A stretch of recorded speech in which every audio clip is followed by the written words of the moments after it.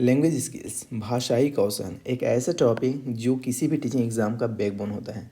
ऐसा कोई teaching exam नहीं है जहाँ पे इस टॉपिक से क्वेश्चन ना पूछा जाए।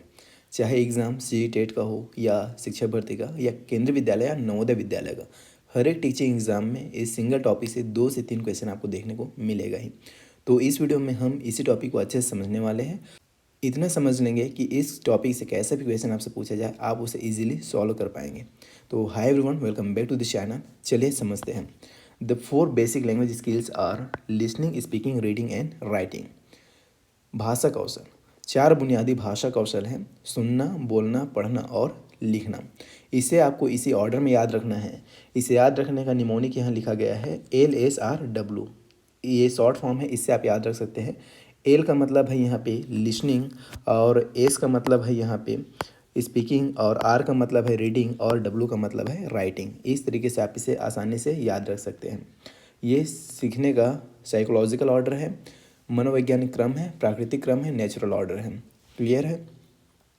The 2 components of languages are grammar and vocabulary. मतलब क्या हुआ इसका? भाषा के 2 घटक व्याकरण और शब्दावली हैं। अगर सवाल आपसे पूछा जाता है कि भाषा के कौन कौन से 2 घटक होते हैं, तो आपको वहाँ पे बताना है ग्रामर एंड वोकेबलरी, व्याकरण और शब्दावली। Language skills are best learned by using them for communication.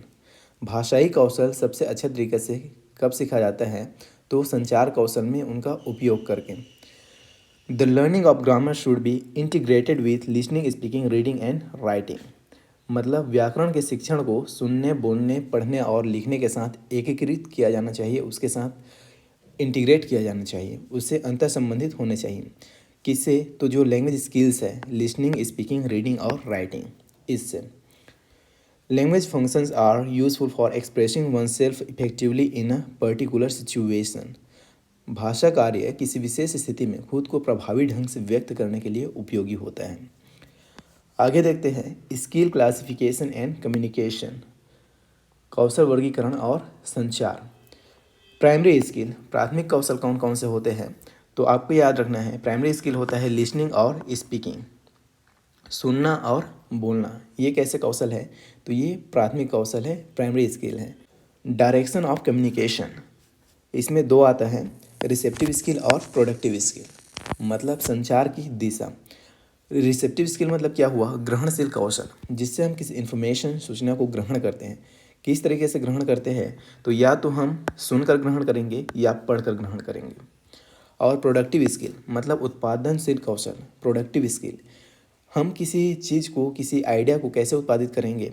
तो या तो बोलकर या फिर लिखकर।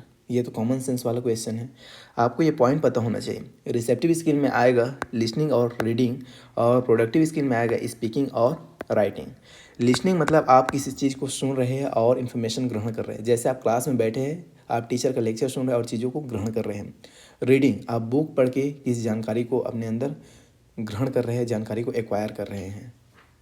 स्पीकिंग मतलब बोलकर, आपके दिमाग में कोई आइडिया आया, आप उसे या तो बोलकर व्यक्त करेंगे या फिर लिख कर व्यक्त करेंगे। क्लियर है? मोड ऑफ कम्युनिकेशन मतलब संचार का माध्यम। इसमें 2 माध्यम हैं, एक है ओरल और एक है written. The limitation of oral communication is that it is irreversible, what is said can not be taken back. मौखिक और लिखित, ये संचार के 2 माध्यम हैं। मौखिक संचार के माध्यम का एक सीमा होता है, वो ये है कि ये अपरिवर्तनीय है, इरिवर्सिबल है। जो कहा गया है उसे आप वापस नहीं ले सकते, जो कहा गया है उसे वापस नहीं लिया जा सकता। अगर आपने गुस्से में आकर किसी को गाली कह दिया, गाली दे दिया, तो आप उसे वापस नहीं ले सकते। और एक इसका तरीका, एक माध्यम होता है रिटन मतलब लिखित। चलिए आगे समझते हैं listening skills, Shravan Kaushal. Listening is the ability to accurately receive and interpret messages in the communication process. It is key to all effective communication. सुनना संचार प्रक्रिया में संदेशों को सटीकता से प्राप्त और व्याख्या करने की क्षमता है। यह सभी प्रभावी संचार की कुंजी है। If a person draws conclusion after listening to a story, it is termed as inferential listening. मतलब यदि कोई व्यक्ति कहानी सुनने के बाद निष्कर्ष निकालता है तो इसे क्या कहेंगे? तो इसे कहते हैं आगमनात्मक श्रवण कहा जाता है, इन्फ्लुएंशियल लिसनिंग कहा जाता है। Listening skill is involved when we watch a TV show. जब हम एक टीवी शो देखते हैं तो सुनने का कौशल उसमें शामिल होता है। The first objective of teaching English is to develop listening and speaking skills. अंग्रेजी पढ़ाने का पहला उद्देश्य सुनने और बोलने के कौशल को विकसित करना है। A barrier to effective listening is gathering only fact without trying to understand the content while listening. आप सुन रहे हैं और सुनने के दौरान उस सामग्री को, उस कंटेंट को समझने की कोशिश किए भी नहीं, आप केवल अगर तथ्यों पे, फैक्ट को इकट्ठा करने पे ध्यान देंगे तो ये क्या है? प्रभावी सुनने में एक बाधा है। उसके बाद अगला पॉइंट है इसमें, ineffective listening leads to message being easily misunderstood, causing communication to break down and the sender to become frustrated and irritated। मतलब अप्रभावी सुनने से संदेश आसानी से गलत समझे जाते हैं और जिससे क्या होता है? संचार टूट जाता है और संदेश भेजने वाला हताश या चिड़चिड़ा हो सकता है। लिसनिंग सिचुएशंस, जिसमें हमें मेनली दो टाइप देखना है। पहला हम देखेंगे इंटरैक्टिव, दूसरा हम देखेंगे नॉन इंटरैक्टिव। इंटरैक्टिव मतलब पारस्परिक, इंटरैक्टिव मतलब हिंदी में क्या होगा? पारस्परिक। और ये क्या है? Includes face to face conversations and telephone calls where you can ask for clarification, repetition और स्लोअर स्पीच। मतलब पारस्परिक सुनने की स्थिति, इंटरैक्टिव सिचुएशन ऑफ लिसनिंग। ये क्या करता है? तो इसमें आमने सामने की बातचीत और टेलीफोन कॉल शामिल है, जहां आप स्पष्टीकरण, दोहराव या धीमी गति से बोलने के लिए कह सकते हैं। आप अगर टेलीफोन पे बात कर रहे हैं तो आप वहाँ पे क्लेरिफिकेशन के लिए पूछ सकते हैं और दोहराने के लिए कह सकते हैं और धीरे बोलने के लिए कह सकते हैं। अगर आप फेस टू फेस कन्वर्सेशन कर रहे हैं, आमने सामने बैठकर बातचीत कर रहे हैं, तब भी आप क्लेरिफिकेशन के लिए पूछ सकते हैं, रिपीटेशन के लिए कह सकते हैं और स्लोअर स्पीच मतलब धीरे बोलने के लिए कह सकते हैं। ये क्या होता है? ये होता है इंटरैक्टिव लिसनिंग सिचुएशन। उसके बाद अगला है नॉन इंटरैक्टिव लिसनिंग सिचुएशन, गैर पारस्परिक सुनने की स्थिति। Includes listening to the radio, TV, film, lectures और sermons where you usually don't have the opportunity to ask for clarification or repetition। इसमें क्या शामिल है? तो रेडियो, टीवी, फिल्में, व्याख्यान या प्रवचन सुनना शामिल है, जहां आमतौर पर आपके पास स्पष्टीकरण या दोहराव के लिए पूछने का अवसर ही नहीं होता। आप यहाँ पे क्लेरिफिकेशन के लिए नहीं कह सकते, आप रिपीटेशन के लिए नहीं कह सकते, आप सिर्फ सुन सकते हैं जो सामने वाला बोल रहा है। जैसे आप रेडियो सुन रहे हैं तो रेडियो में आप क्या ही क्लेरिफिकेशन के लिए पूछेंगे।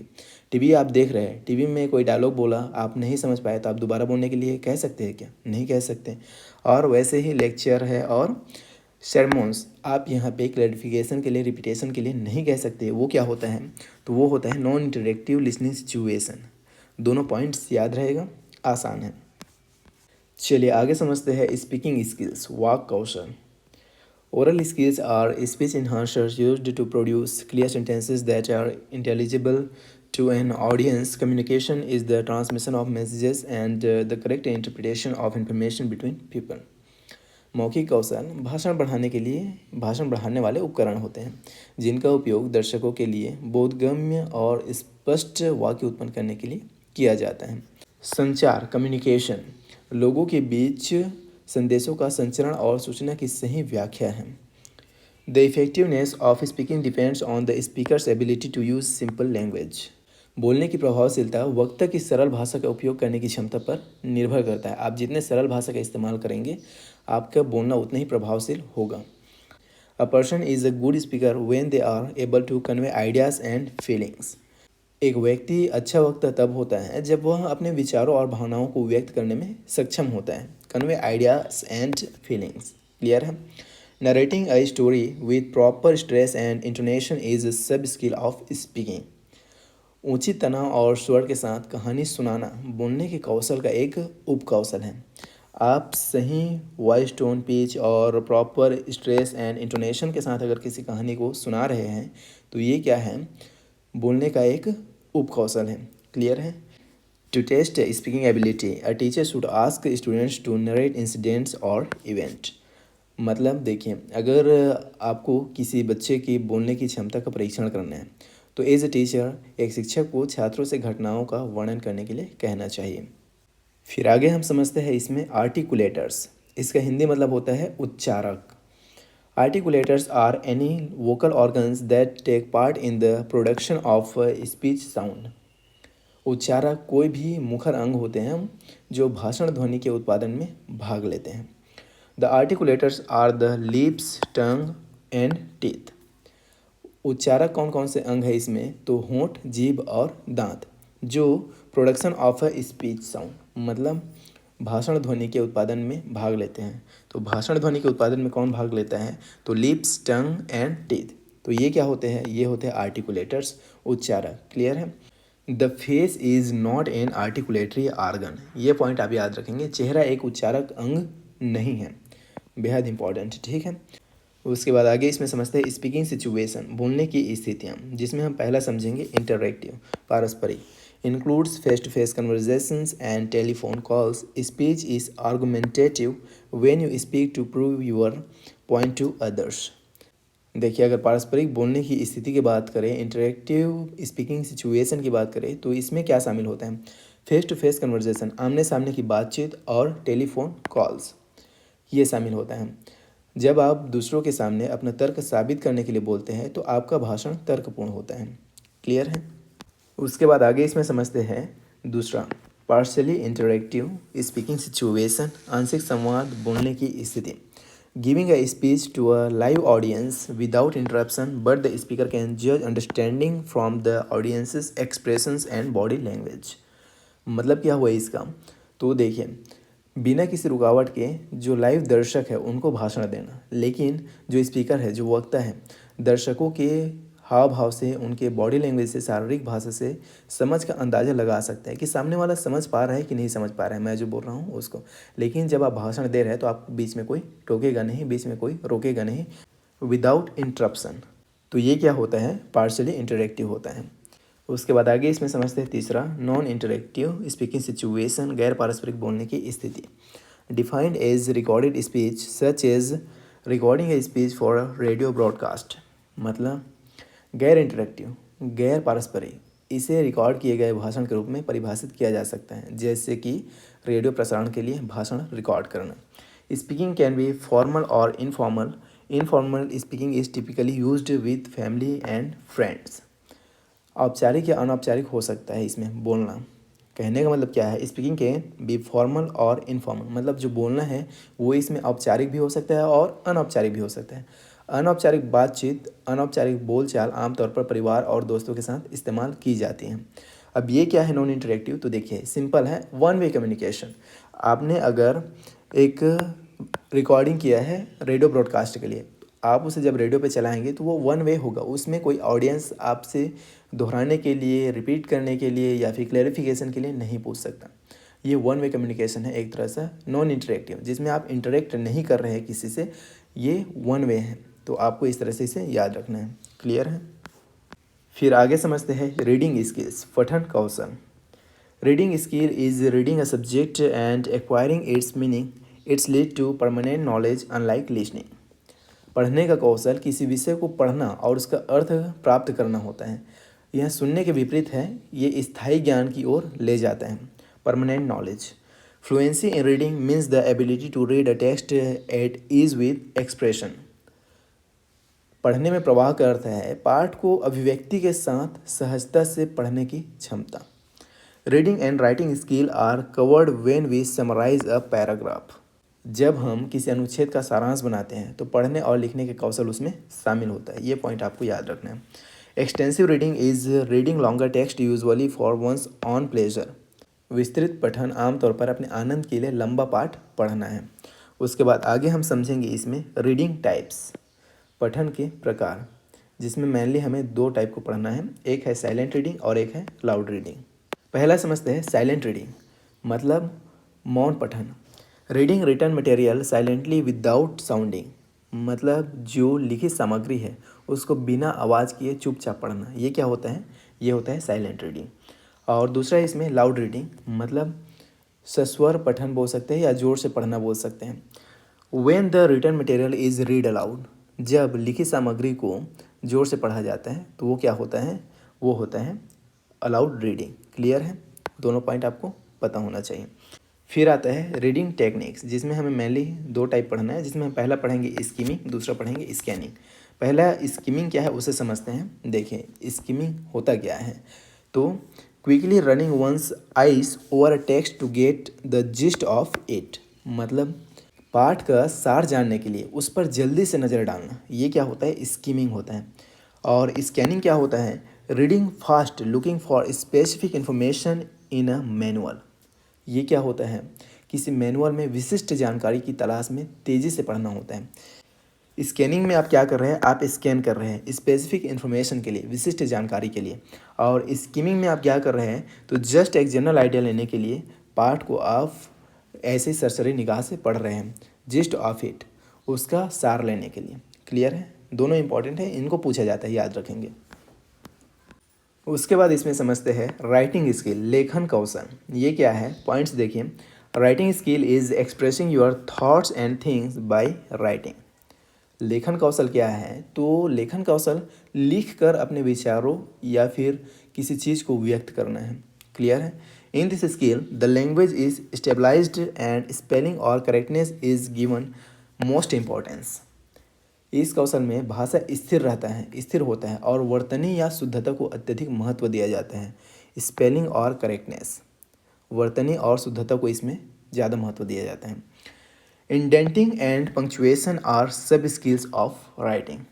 इंडेंटिंग और विराम चिन्ह लिखने के उपकौशल हैं, दोनों को याद रखेंगे।